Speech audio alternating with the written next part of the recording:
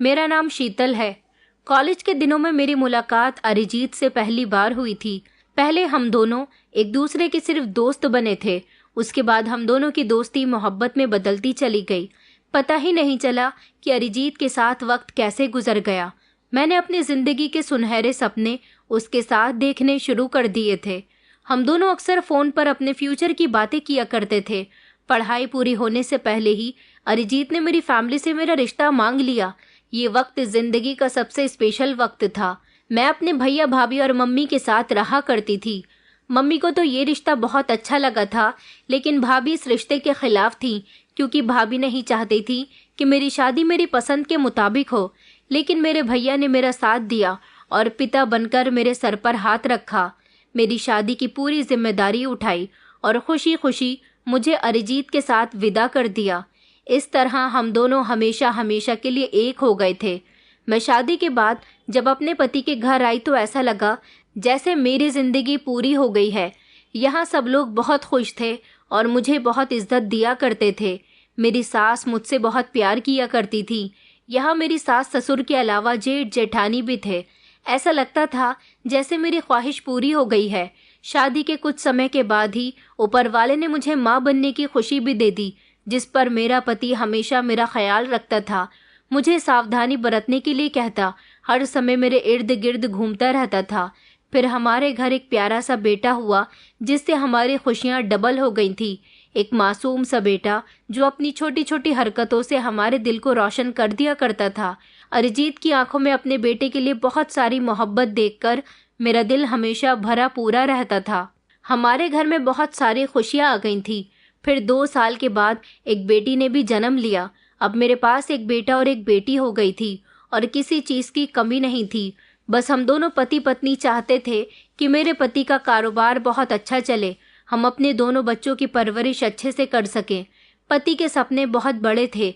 वो चाहते थे कि वो अपने बच्चों को दुनिया की सारी खुशी दें, वो सब कुछ दें जिस पर उनका हक है। मुझे याद है कि जब मेरा पति कनाडा रवाना हुआ था, तब मैंने अपने दिल को समझाया था कि मेरे दिल में सिर्फ अभी भी बेचैनी है, बाद में सब कुछ ठीक हो जाएगा। तो शायद ये बेचैनी भी खत्म हो जाएगी। हर शाम में उनकी आवाज़ सुनकर खुद को तसल्ली दिया करती थी कि सब कुछ ठीक है। लेकिन वो हमेशा कहा करते थे कि तुम सब्र करो, फिर हम हमेशा एक साथ ही होंगे। मैं भी दिल ही दिल में खुद से वादा करती थी कि हर हाल में उनका इंतज़ार करूंगी। मैं नहीं जानती थी कि जिस घर में कभी हंसी मजाक और मोहब्बत के ढेर लगे रहते थे, वो एक दिन उजड़ जाएगा। मैं अपने दोनों बच्चों के साथ खुशी खुशी अपने पति के वापस आने का इंतज़ार कर रही थी, लेकिन मेरे नसीब में कुछ और ही लिखा जा चुका था। मेरी बर्बादी की शुरुआत हो चुकी थी। अरिजीत के कनाडा जाने के बाद जिंदगी बहुत बदल गई थी। पहले पहले तो हम फ़ोन पर कभी देर तक बातें किया करते थे। बच्चे भी अपने पिता की आवाज़ सुनकर खुश हो जाते थे। हर हफ्ते हर महीने मेरे पति मेरे और बच्चों के लिए कोरियर से गिफ्ट भेज दिया करते थे। मेरे पति का पार्सल आता तो बच्चे बहुत खुश होते थे। कभी उनके लिए खिलौने होते, कभी कपड़े होते, तो कभी मेरे लिए मेकअप और कपड़े हुआ करते थे। कभी छोटे छोटे गिफ्ट जो मेरे दिल को सुकून दे जाते थे। अरिजीत कहते थे कि तुम फिक्र मत करो, ये तो बस एक छोटी सी शुरुआत है। जल्दी ही मैं तुम्हें और बच्चों को अपने साथ कनाडा ले आऊँगा। हम यहीं रहेंगे और यहीं एक छोटा सा घर खरीद लूँगा। मैं सपनों की दुनिया में जाने लगी थी। एक दिन मेरे बच्चे मेरे हाथों से खाना खा रहे थे। दोपहर का टाइम था और उनके सोने का समय हो रहा था। तभी अचानक मेरे मोबाइल की घंटी बजने लगी। मैंने जैसे ही फ़ोन रिसीव किया तो दिल खुशी से धड़क रहा था कि शायद अरिजीत ने मुझे कोई गुड न्यूज़ सुनाने के लिए फ़ोन किया होगा। मगर दूसरी तरफ फ़ोन पर कोई अजनबी इंसान बोल रहा था। उसने कहा कि आप शीतल जी बोल रही हैं, अरिजीत जी की पत्नी। मैंने उलझते हुए कहा कि जी। तो उन्होंने कहा कि हमें बड़े अफसोस के साथ आपको बताना पड़ रहा है कि आपके पति का एक्सीडेंट हो गया है। तभी मेरे हाथ से फ़ोन ज़मीन पर गिरते गिरते बचा था। मैंने कांपते हुए हाथों से मोबाइल को पकड़ लिया और कहा कि क्या मतलब आपका, कैसा एक्सीडेंट, कहाँ है मेरे पति। तो दूसरी तरफ खामोशी छा गई थी। फिर नरम आवाज़ में कहा कि हम आपसे माफ़ी चाहते हैं, आपके पति की मौत हो गई है।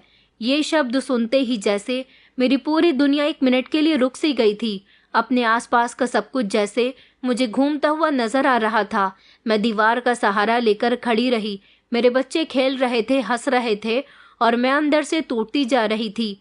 मन कर रहा था कि चीख कर रोऊं, लेकिन आवाज़ जैसे मेरे गले में ही दबकर रह गई थी। मेरी सास जब मेरे कमरे में आई तो मैं उनसे सिर्फ इतना ही कह सकी कि अरिजीत नहीं रहे, और फिर मैं बेहोश होकर गिर गई। फिर घर में जैसे एक मातम सा छा गया था। होश आया तो पूरा घर शोक मना रहा था। घर में मोहल्ले के बहुत सारे लोग थे। घर वाले अफसोस में बैठे हुए थे। एक तरफ मेरी सास और जेठानी रो रही थी, तो दूसरी तरफ मेरे ससुर और जेठ खामोशी से बैठे हुए थे। बच्चे जो कि अनजान थे, उन्हें पता ही नहीं था। वो हैरानी से इधर उधर घूम रहे थे, और मैं जो होश में आने के बाद फूट फूट कर रोने लगी। मोहल्ले की औरतें मुझसे अफसोस जता रही थी, लेकिन मैं किसी की बात सुनने के काबिल नहीं थी। कुछ दिन इसी हाल में गुजर गए थे। लगभग 5 दिन के बाद खबर आई कि मेरे पति की लाश इंडिया आ रही है। मैंने खुद को संभालने की बहुत कोशिश की, लेकिन मेरे अंदर कहीं हलचल थी। मैं दरवाजे पर खड़ी रही, इंतजार करती रही। जब एम्बुलेंस से मेरे पति की लाश को लाया गया तो पूरा मोहल्ला इकट्ठा हो गया। मेरे ससुर, भाई और जेठ मिलकर मेरे पति की लाश को घर के अंदर लेकर आए। मुझे घर के सब लोग संभाल रहे थे। मैं आगे बढ़ने लगी तो सबने मुझे रोक लिया और यही कहा कि बेटा, खुद को संभालो। लेकिन अब मुझे किसी की तसल्ली अच्छी नहीं लग रही थी। मैंने अपने पति की लाश की तरफ हाथ बढ़ाया। जब उनकी लाश से चादर हटाई गई तो जो चेहरा सामने आया वो बड़ा ही खतरनाक था। लाश का चेहरा पूरी तरह से बिगड़ चुका था। ये देखकर मेरा दिल सब्र नहीं कर पा रहा था कि मेरा पति इस दुनिया से जा चुका है। मैं रोते हुए कह रही थी कि अरिजीत, तुमने तो मुझसे वादा किया था कि तुम वापस आओगे, मुझे अपने साथ लेकर जाओगे, लेकिन अब तो तुम अकेले ही इस दुनिया से चले गए। ऐसा कैसे कर सकते हो तुम मेरे साथ? लोगों ने बड़ी मुश्किल से मुझे वहां से हटा दिया। फिर उनके अंतिम संस्कार का समय हो गया था। मैंने खुद को संभालने की एक आखिरी कोशिश की, लेकिन अंदर से मैं खाली हो चुकी थी। मैं चीख चीख कर रो रही थी और अपने पति को याद करके रो रही थी कि तुम प्लीज वापस आ जाओ, लेकिन अब कोई मेरी पुकार सुनने वाला नहीं था। मेरे पति के बिना मेरा समय ऐसे गुजर रहा था जैसे जिंदगी में बिल्कुल सुकून न रहा हो। कुछ दिन के बाद मेरे ससुराल वालों का बर्ताव भी बदलने लगा था। जो लोग पहले मुझे तसल्ली दिया करते थे, मुझ पर तरस खाया करते थे, मुझसे हमदर्दी किया करते थे, अब मुझे छोटी छोटी बातों पर इल्ज़ाम देने लगे थे। मेरी सास और जेठानी मिलकर मुझे कड़वी बातें सुनाया करती थी। कहती थी कि तुम्हारी वजह से घर का माहौल ऐसा हुआ है, तुम्हारे कदम पहले से ही शुभ नहीं रहे। जिस दिन से शादी करके आई हो, अपने ससुर को बीमार कर दिया और अब हमारे बेटे को भी खा गई। मैं उनकी बातों को खामोशी से बर्दाश्त किया करती थी, क्योंकि मैं जानती थी कि एक चुप 100 को हराता है। इस समय मेरे लिए मेरे बच्चे असली सहारा थे। मुझे उनके लिए जीना था, खुद को मजबूत रखना था। लेकिन मेरे ससुराल वालों का बिहेवियर दिन ब दिन मेरे साथ सख्त होता जा रहा था। मैं बड़ी मुश्किल से उनकी बातों को बर्दाश्त कर रही थी। मेरी सास बात बात पर यही कहती कि मेरा बेटा तेरी वजह से गया है, वरना आज जिंदा होता। तेरी मनहूसियत ने सब कुछ बर्बाद कर दिया। एक दिन मैंने उनको जवाब दे ही दिया। मैंने चौंक कर उनकी तरफ देखा और उनसे कहा कि जिंदगी और मौत तो ऊपर वाले के हाथ में है, इसमें मेरा क्या कसूर है? मैंने भी तो अपना पति खोया है। मगर मेरी सास ने कहा कि नहीं, ये सब कुछ तेरी मनहूसियत की वजह से हुआ है। हम तो अपने बेटे से मना किया करते थे कि इस लड़की से शादी मत कर, मगर उसने हमारी मर्जी के खिलाफ जाकर तुझसे शादी कर ली। अब हमें उसका अंजाम भुगतना पड़ रहा है। मैं खामोश रहती और चुपचाप अपने बच्चों की देखभाल में लगी रहती। लेकिन अब तो मेरे लिए इस घर में 2 वक्त की रोटी भी मुश्किल पड़ रही थी। मैं जो किचन से जाकर अपने बच्चों के लिए खाना निकाल कर आई थी, उस पर मेरी जेठानी कहने लगी कि ओ महारानी, मर गया है तुम्हारा पति, कोई जरूरत नहीं है अब ऐसे बेझिझक किचन के अंदर जाने की। हिसाब से खाना दिया करो बच्चों को। अब ये घर सिर्फ मेरे पति की कमाई से चल रहा है। मैंने अपनी जेठानी से कहा कि भाभी, कभी मेरा पति भी तो इस घर में बहुत पैसा कमाकर अपने माता पिता के हाथ पर दिया करता था और आपके लिए भी तोहफे लाया करता था। मैं ये खाना अपने लिए नहीं बल्कि अपने बच्चों के लिए लेकर जा रही हूँ। और आप ही तो कहती थी कि ऊपर वाले ने आपको संतान नहीं दी, तो मेरे दोनों बच्चे आपके लिए आपकी संतान समान हैं। उन्होंने कहा कि हाँ, लेकिन अब दौर वैसा नहीं रहा। अब नहीं है मुझे तुम्हारे बच्चों से कोई भी हमदर्दी। उनके शब्द मेरा दिल बहुत दुखा रहे थे।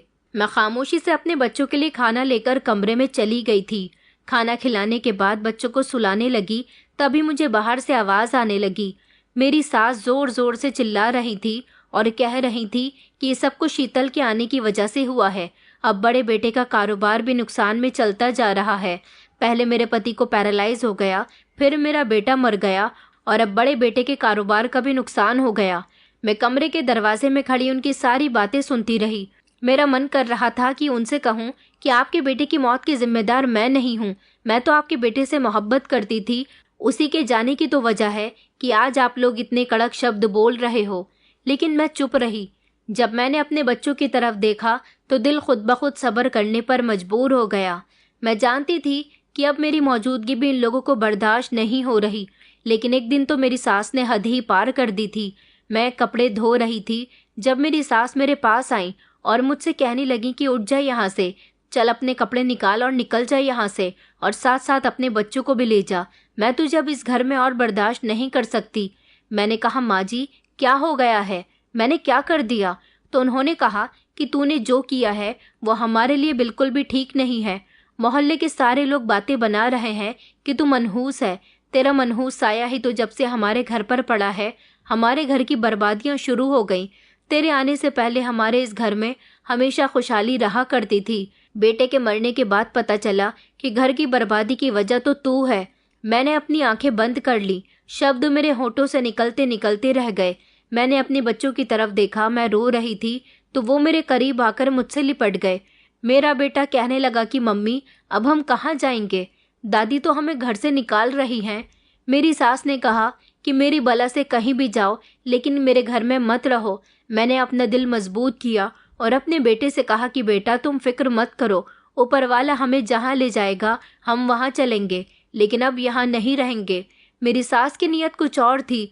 कुछ दिन बाद सास ने मुझ पर आखिरी इल्ज़ाम लगाया। एक शाम जब मैं किचन में बर्तन धो रही थी, वो किचन में आई और कहने लगी, चल अपना सामान पैक कर और निकल जा घर से। बस बहुत दिन रहने दिया तुझे इस घर में, अब और नहीं। मैंने उनके आगे हाथ जोड़े और कहा, माँ जी मैं कहाँ जाऊँगी, मेरे पास छोटे छोटे बच्चे हैं। ये बच्चे आपके बेटे के हैं और आप इनको बेसहारा कर रही हो। मगर उनके दिल में तो रहम की जगह ही नहीं थी। उन्होंने कहा, जाती है या धक्के मारकर निकालूं। मैं जानती थी कि यह सब कुछ क्यों हो रहा है। मेरे जेठ का कोई कारोबार नहीं डूब रहा था, बल्कि मेरी जेठानी को अब ये बर्दाश्त नहीं हो रही थी कि इस घर में अब सिर्फ उनके पति की कमाई आ रही है और उनकी कमाई से मेरे और मेरे बच्चों का भी गुजारा हो। मैंने खामोशी से अपना सामान उठाया और अपने बच्चों को लेकर घर से निकल गई। मोहल्ले के सारे लोग तमाशा देखते रहे मगर कोई मेरी मदद के लिए नहीं आया। मैंने नजरें झुका ली। अपनी इज्जत, अपनी तकलीफ, अपने सपनों को दिल में दफनाकर मैं घर से निकल गई। तभी मुझे घर के दरवाजे पर ही एक भीख मांगने वाली बूढ़ी औरत मिली। उसने कहा कि बेटा ये दुनिया बहुत बड़ी है, कहीं तो तुझे कोई समझने वाला होगा, तो हिम्मत मत हारना, ऊपर वाला हमेशा तेरे साथ है। ये वही भीख मांगने वाली औरत थी जिसे मैं हर रोज भीख दिया करती थी, लेकिन आज मेरी कंडीशन ऐसी हो गई थी कि मेरे पास इसे देने के लिए कुछ भी नहीं था, बल्कि वो ही मुझे दुआएं दे रही थी। मेरी आंखों में आंसू थे। मैं चुपचाप बच्चे को लेकर मोहल्ले की गलियों में निकल गई। मुसीबत ने मुझे बेसहारा कर दिया था, मगर मैंने फैसला कर लिया था कि मैं हार नहीं मानूंगी। मेरे पास एक पुरानी सी चादर में लिपटे कुछ कपड़े और बच्चों का कुछ सामान था। कुछ कदम चलने के बाद मुझे और बच्चों को थकन महसूस होने लगी थी। मेरी बेटी कंधे पर सर रखकर सो गई थी। उसे मैंने गोद में लिया हुआ था, लेकिन बेटा वो लड़खड़ाते हुए चल रहा था। थोड़ी देर में अपने बच्चों को लेकर एक पेड़ की छांव में बैठ गई थी, मगर वहां कुछ मर्द थे जो मुझे गलत नजरों से देख रहे थे। फिर मैंने अपने बच्चों को लिया और सड़क पार करके रोड तक आ गई, तो मुझे कोई रास्ता समझ नहीं आ रहा था। ऐसा लग रहा था जैसे हर कोई मेरा तमाशा देख रहा है, हर कोई मुझे इल्जाम दे रहा है। फिर मुझे एक घर के नीचे छांव नजर आई तो सोचा कि कुछ देर वहां पर बैठ जाती हूँ ताकि बच्चों को पानी पिला सकूं। सामने से एक बूढ़ी औरत नजर आई। मैंने उम्मीद से उसकी तरफ देखा। फिर जब वो करीब आई तो पता चला कि वो मेरे ससुराल वालों की दूर की रिश्तेदार है। उसने अफसोस के साथ मेरे बच्चों को देखा, उनके सर पर हाथ फेरा, फिर कहने लगी कि बेटा मैं तुम्हारी कोई मदद नहीं कर सकती, लोग बातें करेंगे, अपनी इज्जत बचाकर चली जाओ यहाँ से, तुम्हें यहाँ कोई भी जगह नहीं देगा। मैंने धीरे से सर हिलाया और उनसे शुक्रिया कहा, क्योंकि एक वही थी जिन्होंने ठीक से मुझसे बात की थी, वरना हर कोई मुझे इल्जाम देने की नज़र से देख रहा था। मैं आगे बढ़ गई और प्रार्थना करने लगी कि मेरे लिए कोई रास्ता खुल जाए, कोई मुझे सहारा दे दे। फिर चलते चलते मैं अपने मायके की तरफ चली गई, जहाँ मुझे एक उम्मीद थी। मैंने बच्चों को थामकर रास्ता बदला। मेरे कदम भारी हो चुके थे, मगर दिल में थोड़ी सी उम्मीद बाकी थी कि शायद भैया भाभी मुझे सहारा दे दे। जब मैं भैया के घर के सामने पहुंची तो मेरी सांस फूल चुकी थी। भैया का घर अभी वैसा का वैसा ही था, ऊंचा सा घर और बड़ा सा गेट।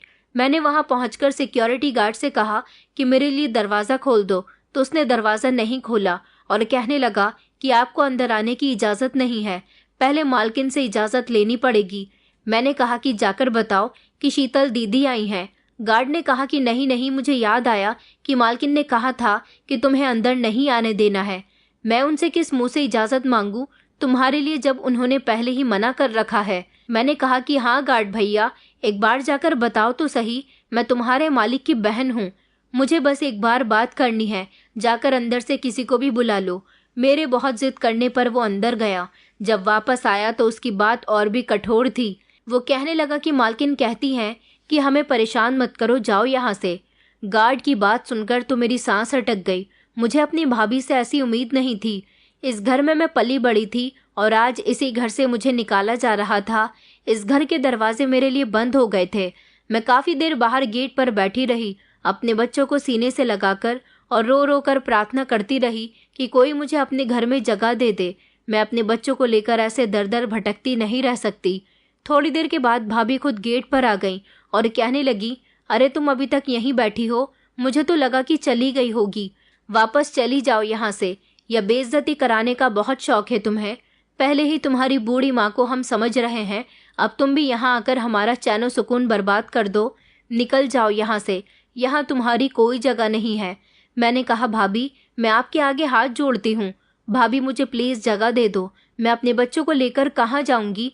भाभी ने कहा कि नहीं जाती हो या गार्ड से कहकर धक्के मारकर निकलवाऊं। मेरी आंखों में आंसू आ गए और मैंने बड़ी मुश्किल से खुद पर कंट्रोल किया। तभी अंदर से धीमी आवाज़ आई कि बहू कौन है दरवाजे पर। भाभी ने कहा कि कोई नहीं है माँ जी, बस एक भीख मांगने वाली औरत है, आप परेशान न हो।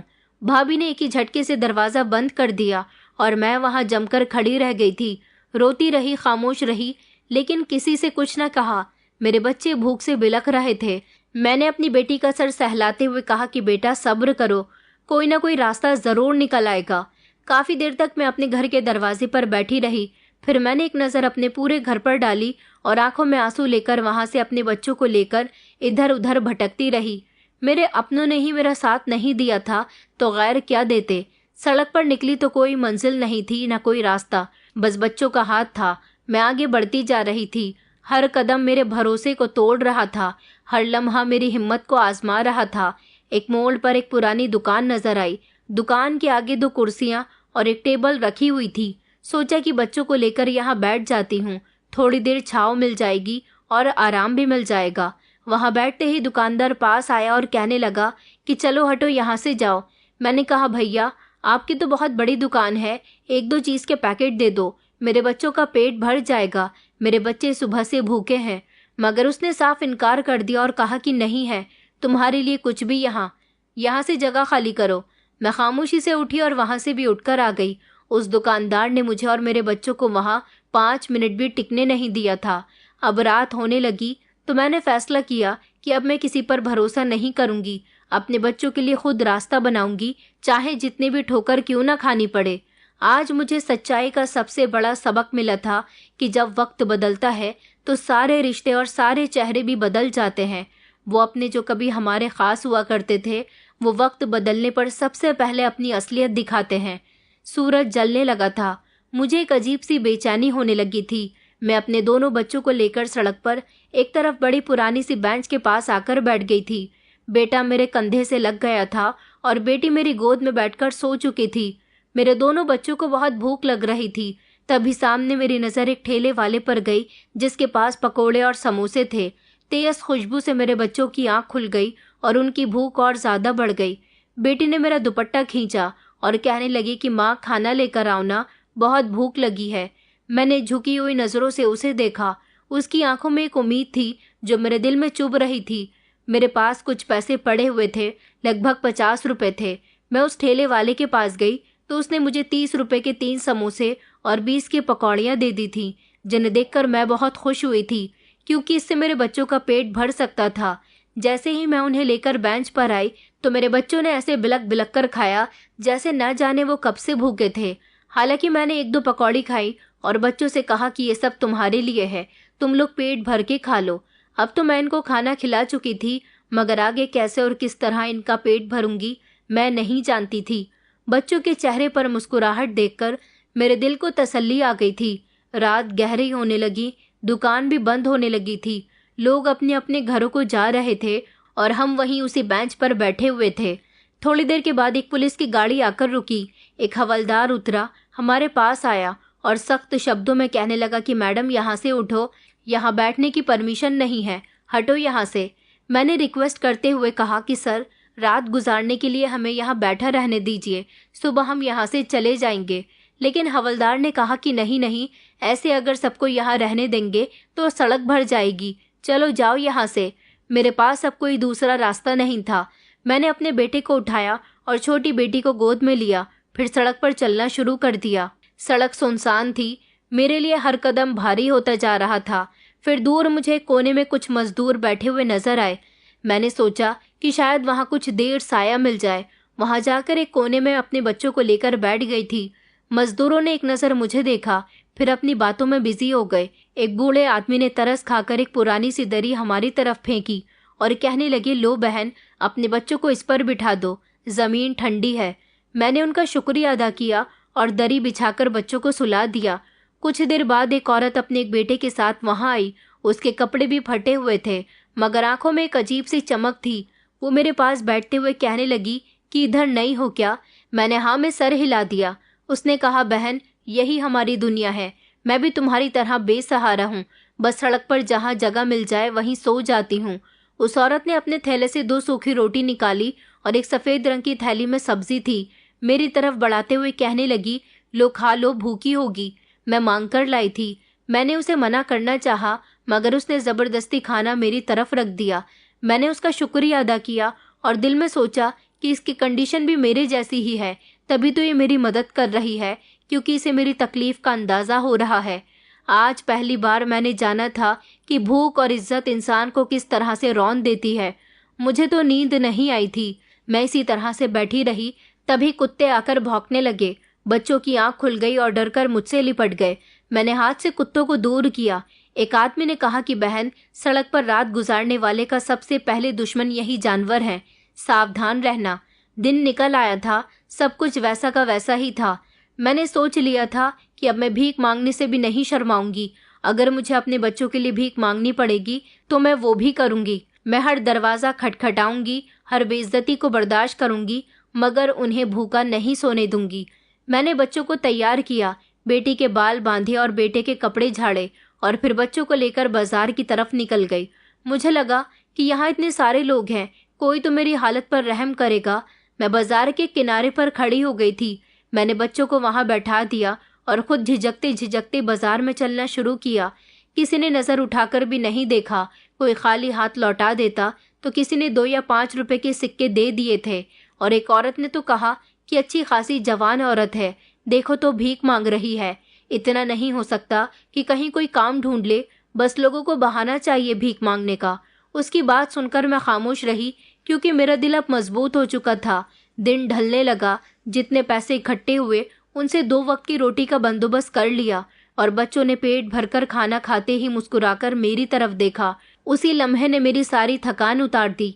इस तरह मैं हर दिन बाजार में जाने लगी। कई दिन हो गए थे। अब तो वहाँ के दुकानदार और कस्टमर भी मेरे बच्चों सहित मुझे पहचानने लगे थे। सुबह सवेरे जब बाजार खुलता तो मैं बच्चों को साथ लेकर एक तरफ बैठ जाती थी और अपनी नज़र ज़मीन की तरफ झुकाकर उनके आगे हाथ फैला दिया करती।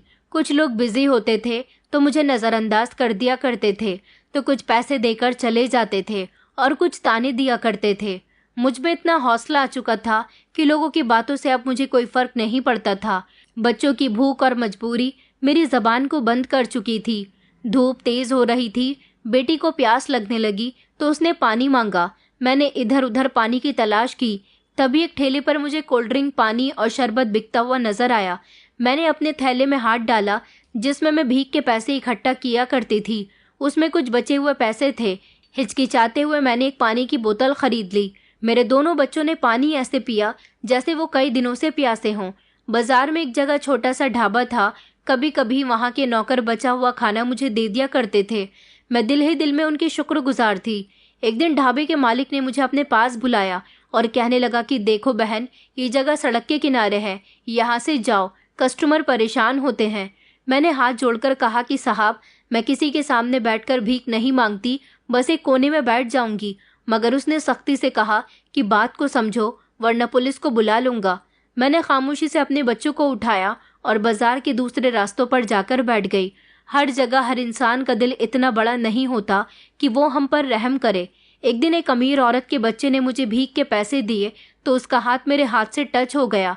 उस औरत ने अपने बेटे को डांट लगाई और कहने लगी कि तुमसे कहा था ना कि दूर से पैसे देना, ये लोग गंदे होते हैं, इनसे बीमारियां हो जाती हैं। मेरी आंखों में आंसू आ गए और मैं सोचने लगी, अच्छा तो गरीबी बीमारियों का रास्ता भी होती है। एक दिन मैं भीख मांगने के लिए अपने बच्चों को लेकर सब्जी मंडी चली गई। वहां पर एक सब्जी वाले ने मुझसे कहा कि बहन, थोड़े खीरे बचे हैं, घर ले जाओ, खा लेना। मैं खुश हो गई। जैसे ही मैंने खीरों को अपने हाथ में लिया तो देखा कि सारे के सारे खीरे खराब थे, मगर मेरा और मेरे बच्चों का पेट भरने के लिए वो काफ़ी थे। मैंने और बच्चों ने सही सही खीरे निकाल कर खा लिए और बाकी फेंक दिए।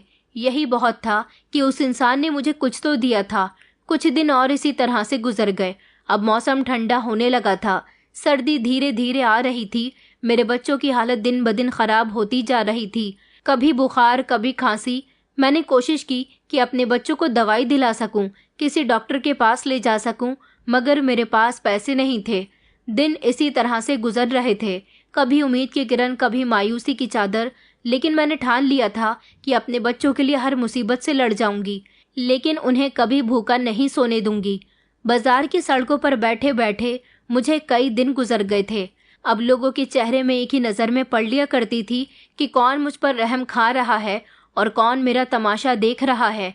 मगर फिर भी मैं सुबह से शाम तक इसी उम्मीद पर बैठी रहती थी कि कभी तो मेरे दिन बदलेंगे, कभी तो कोई चमत्कार होगा। एक शाम बाजार बंद हो चुका था, सड़क पर अंधेरा था। मैंने बच्चों को संभाला और चल पड़ी। सर्दी बढ़ने लगी थी। खुले आसमान के नीचे रात गुजारना अब मुश्किल होता जा रहा था। बेटी का बुखार बढ़ गया, उसका शरीर तप रहा था। वो कभी हल्की सी सिसकारी मारती तो कभी कांप उठती। चलते चलते मैंने देखा कि एक पुरानी छोटी सी दुकान थी जिसका दरवाज़ा टूटा हुआ था और अंदर कचरे का ढेर लगा हुआ था, मगर चारों तरफ दीवार और छत। मैंने सोचा कि यहाँ चली जाऊंगी तो सर्दी से बच जाएंगे। मैं अपने बच्चों को लेकर वहाँ चली गई। देखा तो चारों तरफ कचरा ही कचरा था। मैंने अपने दुपट्टे से एक तरफ का कचरा साफ किया और वहाँ कुछ पुराने कार्टन पड़े हुए थे, उन्हें ज़मीन पर बिछाया और बेटी को गोद में लेकर बैठ गई। बेटे को वहीं लेटने के लिए कहा। मेरे दोनों बच्चे बहुत थक चुके थे, उनको देखकर मुझे बहुत तरस आता था। मैं दोनों का सर सहलाने लगी। मैंने अपने फटे हुए दुपट्टे को बच्चों पर डाल दिया ताकि सर्दी से बच सकें। जागते जागते सारी रात गुजर चुकी थी। बेटी का बुखार कम होने का नाम नहीं ले रहा था। न कोई दवाई थी न कोई डॉक्टर। कई बार सोचा कि बेटी को किसी अस्पताल के सामने लेकर बैठ जाऊं, मगर बिना पैसों के मुझे वहां से भी भगा दिया जाएगा। मैं जानती थी कि जैसे ही सूरज निकला तो बेटे ने रोना शुरू कर दिया। माँ, भूख लग रही है। मैंने अपनी खाली झोली की तरफ देखा। मेरे पास आज पैसे नहीं थे, क्योंकि सारा दिन जो मैं भीख मांगा करती थी, रात को उन्हीं पैसों से बच्चों को खाना खिला दिया करती थी। मैंने अपने बेटे को प्यार से समझाया और कहा कि बेटा, तुमसे वादा करती हूँ कि थोड़ी देर रुक जाओ, कुछ अच्छा खाने को मिलेगा।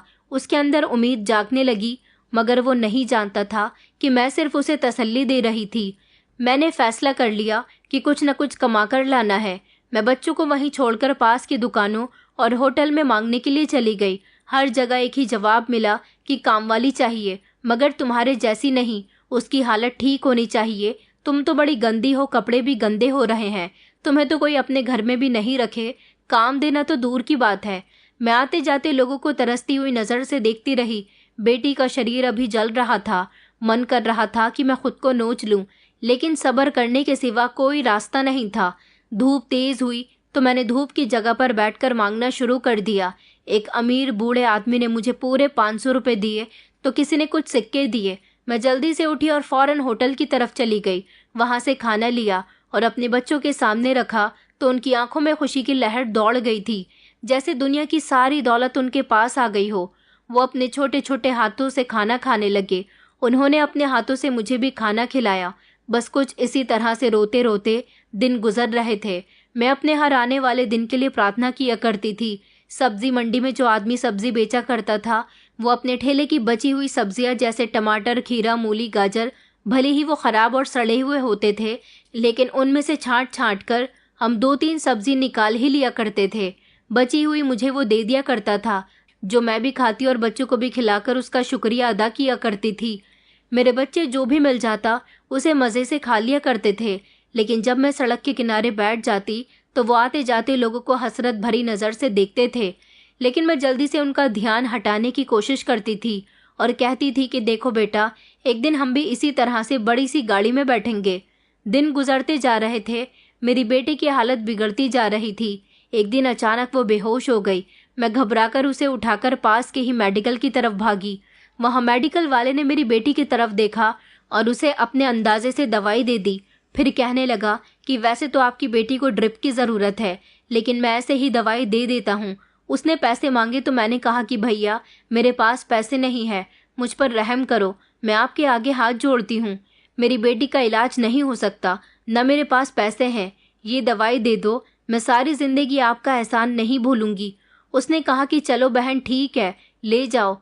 वो दवाई लेकर मैं फ़ौरन अपनी बेटी की तरफ गई। टंकी से पानी बोतल में भरकर अपनी बेटी को जैसे तैसे दवाई खिलाई।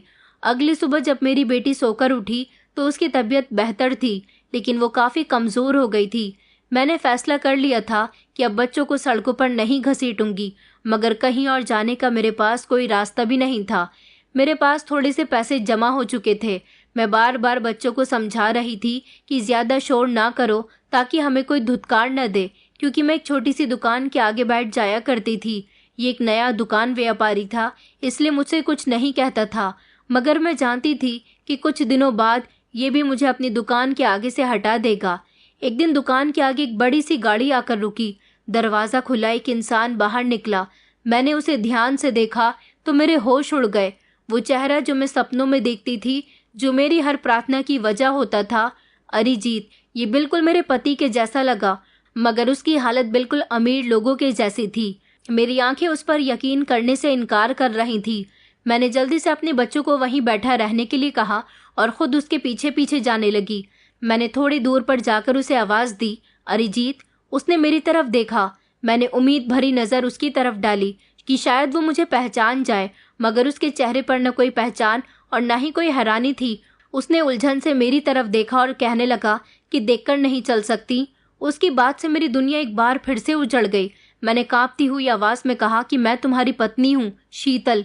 उसने हैरानी से मुझे देखा और कहने लगा कि क्या बकवास कर रही हो, मैं कोई अरिजीत नहीं हूँ, मेरा नाम कश्यप है। मैंने उसकी आंखों में झांकने की कोशिश की, जैसे वहाँ कहीं कोई सच छुपा हुआ हो। मैंने उसे इशारा करते हुए कहा कि देखो, वहाँ ज़मीन पर तुम्हारे बच्चे बैठे हुए हैं। उसने गाड़ी की तरफ कदम बढ़ाए और कहा कि जाओ यहाँ से, तमाशा करने की ज़रूरत नहीं है। मैं उसके पीछे पीछे चलने लगी, लेकिन उसने मेरी तरफ पलटकर भी नहीं देखा। मैं चीखने लगी, चिल्लाने लगी, मगर उसने मेरी एक न सुनी। आसपास के लोग मुझे देखकर बातें कर रहे थे कि पागल हो गई है। मैं उस गाड़ी को जाते हुए देख रही थी, जो अब काफ़ी दूर जा चुकी थी, लेकिन मेरा दिल वहीं अटका हुआ था। मैं वापस बच्चों के पास आई और उनकी तरफ टूटी फूटी नज़र से देखा। अगले दिन मेरे दिल में एक अजीब सी बेचैनी थी। मैं उसी जगह वापस गई कि शायद वो फिर आए, मुझे उसका कोई सुराग मिले। कुछ देर के बाद सच में वही गाड़ी दोबारा आई। मेरा दिल ज़ोर ज़ोर से धड़कने लगा। मैंने अपनी जगह से उठकर सड़क के किनारे खड़े होने की हिम्मत की। फिर से वही आदमी गाड़ी से उतरा। आज उसने मुझे देखा तो कुछ समय के लिए रुका। मैं सही मौका देखकर तेज़ी से उसके करीब गई और कहने लगी, अरिजीत, प्लीज़ मेरी बात तो सुनो। वो तेज़ आवाज़ में कहने लगा कि कितनी बार कह चुका हूँ, मैं तुम्हें नहीं जानता, दफ़ा हो जाओ यहाँ से। मैंने उसका गिरेबान पकड़ लिया और कहा कि अगर तुम अरिजीत नहीं हो तो फिर तुम्हारी आंखें क्यों वैसी हैं, तुम्हारी आवाज़ क्यों वैसी है। वो मेरा हाथ झटक कर पीछे हटा और गाड़ी में बैठते हुए कहने लगा कि पागल औरत, मेरा पीछा छोड़ दो। उसकी गाड़ी तेज़ रफ्तार से वहाँ से चली गई और मैं वहाँ खड़ी रोते हुए उसे जाते हुए देखती रह गई। सोचती रही कि वो मुझे क्यों नहीं पहचानता।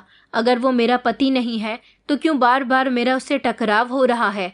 अगले दिन कुछ दिन तक वो नहीं आया, लेकिन मैं वहीं भीख मांगती रही और उसका इंतजार करती रही। फिर कुछ समय के बाद फिर से मैंने एक चमचमाती हुई गाड़ी को देखा। हर अजनबी चेहरे में मैं अपने पति को तलाश किया करती थी। वो मेरा पति ही था, बिल्कुल वैसा ही चेहरा, बिल्कुल वैसी ही आवाज़। अपने पति को देखने के बाद मेरा दिल चैन नहीं लेने दे रहा था। मैं जानती थी कि जो मैं देख रही हूँ वो कोई झूठ नहीं है, मगर उसका इनकार मुझे अंदर से तोड़ रहा था। फिर भी मैंने हार नहीं मानी और उस दिन भी मैं उसके सामने जाकर खड़ी हो गई। आज तो मैं बच्चों को भी अपने साथ ले गई थी और बिल्कुल उसके सामने खड़ी हो गई। मैंने कहा, अरिजीत, एक बार मेरी आंखों में देखो, सच छुप नहीं सकता। उसने चिढ़ते हुए कहा कि कितनी बार कह चुका हूँ, मैं अरिजीत नहीं हूँ, मेरा नाम कश्यप है। अपनी इज्जत का कुछ ख्याल करो और दफा हो जाओ यहाँ से। मैंने उसके आगे हाथ जोड़ते हुए कहा कि अगर तुम मेरे पति नहीं हो तो फिर क्यों मेरी आत्मा तुम्हें पहचान रही है? क्यों मेरे दिल में यकीन है कि तुम मेरे पति ही हो? उसके चेहरे पर उलझन भरे एक्सप्रेशन आ गए।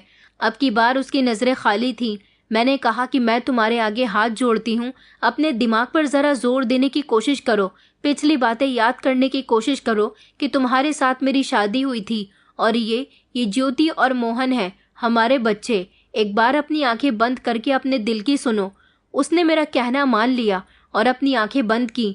कुछ लम्हे ऐसे गुजरे जैसे दुनिया थम गई हो। फिर उसने होठों से धीरे धीरे कहा कि शीतल।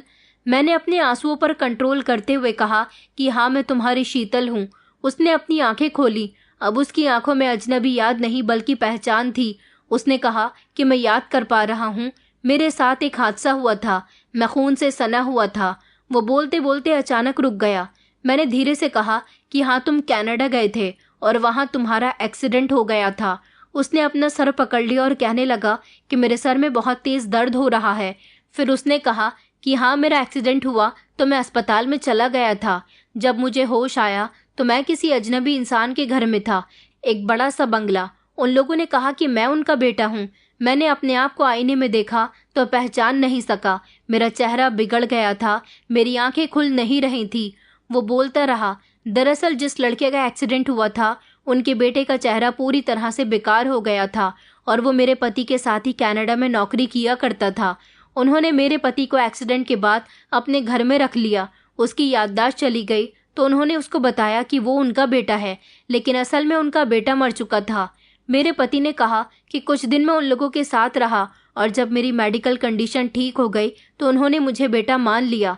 मैं भूल गया था कि मेरी असली पहचान क्या है। उसने अपने आंसू साफ करते हुए कहा कि मैं तुम्हें भूल गया था शीतल। उसने एक ही झटके से मुझे अपनी तरफ खींच लिया और मुझे गले से लगाकर फूट फूट कर रोने लगा। फिर उसने बच्चों को देखा और बच्चों को भी गले से लगा लिया। मेरे बच्चे भी उसे देखकर बिलख बिलख कर रोने लगे थे। काफी समय के बाद बच्चों को पिता की मोहब्बत नसीब हुई थी। वो जोर जोर से रो रहा था कि मैं अपने परिवार को भूल गया था, अपने बच्चों को भूल गया था। ऐसा कैसे हो सकता है? बीच सड़क पर हम सभी आपस में लिपटकर जोर जोर से रो रहे थे।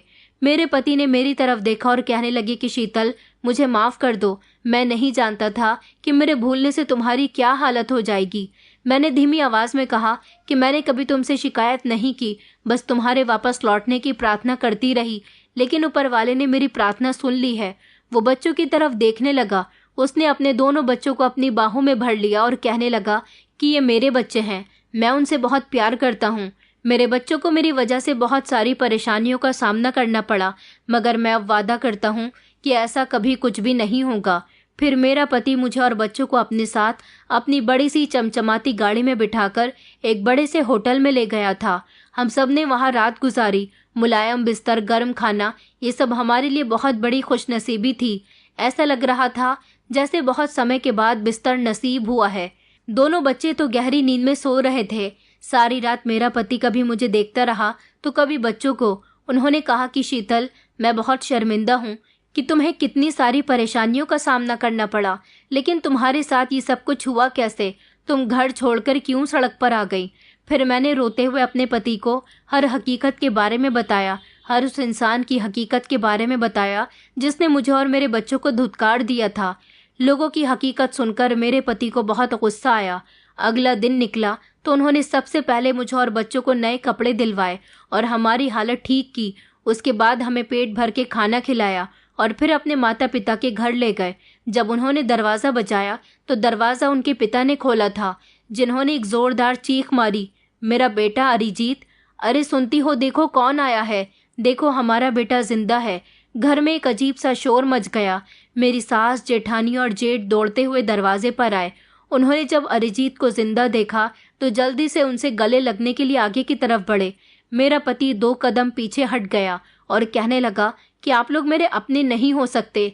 आखिर किस हक से आप मुझे गले लगाने के लिए आ रहे हैं? मैं आप लोगों को नहीं जानता। आप लोगों ने मेरी पत्नी और बच्चों को भीख मांगने पर मजबूर कर दिया, मेरी मौत का जिम्मेदार ठहराया। मैं आप लोगों को कभी माफ नहीं करूंगा। जिस तरह से मैं आपके लिए मर गया था, उसी तरह से मैंने आपको भी मरा हुआ समझ लिया। मुझे नहीं पता था कि आप लोगों को मेरी पत्नी और बच्चों से इतनी नफरत है। ये तो अच्छा हुआ कि सच में मैं नहीं मरा, सिर्फ मेरा एक्सीडेंट हुआ था और मेरी याददाश्त चली गई थी। इतने पर ही आपने मेरे बच्चों और पत्नी की जिंदगी खराब कर दी। मैं आप लोगों को समझाने आया हूँ कि मेरा आपसे कोई संबंध नहीं है। मेरे जो अपने मेरी पत्नी और बच्चों को नहीं समझते, मैं भी उनको नहीं समझूंगा। आप लोग समझ लीजिए कि आपका बेटा अभी भी मरा हुआ है। इतना कहकर वो मेरा हाथ पकड़कर आगे बढ़ने लगा। जब मेरी सास ने रोते हुए कहा कि बेटा, हमने तो ये सब कुछ गुस्से में कहा था, हमें क्या पता था कि तुम जिंदा हो। मेरे पति ने पलटकर अपनी माँ को जवाब दिया, माँ, क्योंकि आपने ठान लिया था कि आपका बेटा मर गया है तो उसकी पत्नी और बच्चे हम पर बोझ हैं। आपने मेरे मरते ही उनको बेघर कर दिया। गुस्से में जब आप इन लोगों को बेसहारा कर सकती हैं, तो मैं भी आप लोगों से सारे संबंध खत्म कर सकता हूँ। मेरे ससुराल वाले बहुत शर्मिंदा हो रहे थे। वो मेरे पति को रोकते रह गए, लेकिन मेरे पति ने पीछे पलटकर नहीं देखा और वो उनसे सारे संबंध खत्म करके फिर मुझे मेरे मायके की तरफ लेकर गया, जहां उन्होंने मेरे भैया भाभी से बात की और उनसे कहा कि आज से आप लोगों का संबंध हमसे पूरी तरह से खत्म होता है, क्योंकि आप लोगों ने मेरी पत्नी को अपने घर में जगह नहीं दी। हालांकि उसने इसी घर में जन्म लिया था। ये घर जितना आपका है उतना इसका भी है। इस पर मेरी भाभी कहने लगी कि हमें क्या पता था कि तुम जिंदा हो, अगर ऐसा पता होता तो इसे जगह दे देते। मेरे पति ने उनको भी खरी खोटी सुनाई और कहा कि अब मैं आ गया हूँ अपने बच्चों और अपनी पत्नी की देखभाल करने के लिए। अब मुझे किसी की कोई ज़रूरत नहीं है। अब मैं इनको कभी भी ज़िंदगी की मुश्किलों से लड़ने नहीं दूंगा। मेरे पति मेरा हाथ पकड़कर मुझे और बच्चों को एक बड़े से घर में लेकर आ गए थे। कहने लगे कि कनाडा से आने के बाद मैंने ये घर खरीदा था और मैं यहाँ पर रहता हूँ। बच्चे वो घर देखकर ज़ोर ज़ोर से खुशी से उछलने लगे। उन्हें यकीन नहीं हो रहा था कि ये उनका घर है। मैं रोने लगी और ऊपर वाले से शुक्रिया अदा करने लगी कि किस तरह से उन्होंने मेरी ज़िंदगी से परेशानियों को निकाल दिया। मुझे मेरा पति भी वापस दे दिया और मेरे परिवार की खुशियाँ भी। मेरे पति की याददाश्त पूरी तरह से आ चुकी थी, लेकिन आज भी वो शर्मिंदा होते हैं कि उनके पीछे मैंने और बच्चों ने कितना बुरा समय गुजारा है। मैंने ये जान लिया है कि हर इंसान का वक्त एक जैसा नहीं रहता। मेरे पति के पास अब काफ़ी दौलत भी है। ये बात जब उनके घर वालों को पता चली तो वो उनसे कई बार माफ़ी मांगने के लिए आए, लेकिन मेरे पति ने अपने घर वालों को माफ़ नहीं किया। उनका कहना था कि मेरे परिवार ने जो परेशानी सही है उनके लिए मैं कभी किसी को माफ़ नहीं कर सकता। मैं जो कभी बुरे समय में लोगों का असली चेहरा देख चुकी थी, अब जान गई हूँ कि हर इंसान को अपने कड़े समय के लिए तैयार रहना चाहिए, क्योंकि कोई किसी का अपना नहीं होता। जब हमारा बुरा समय आता है तो कोई हमें समझने के लिए आगे नहीं बढ़ता। मैं जो हमेशा हर किसी के साथ मोहब्बत से पेश आया करती थी, अब लोगों से दूरी बनाकर रखती हूँ, क्योंकि जान गई हूँ कि अच्छे समय में भी लोगों से दूरी बनाना बेहतर है, क्योंकि बुरा समय आने में देर नहीं लगती। बुरा समय आएगा तो लोगों से खुद ही दूरी बनी रहेगी। मुझे उनके करीब जाने की इतनी शिद्दत ना होगी। दोस्तों, उम्मीद करती हूँ आपको हमारी कहानी पसंद आई होगी। कहानी पसंद आई है तो वीडियो को लाइक करें, चैनल पर नए हैं तो चैनल को सब्सक्राइब करें और हाँ, नोटिफिकेशन बेल को ज़रूर दबाएं ताकि अगली अपडेट सबसे पहले आपको मिले।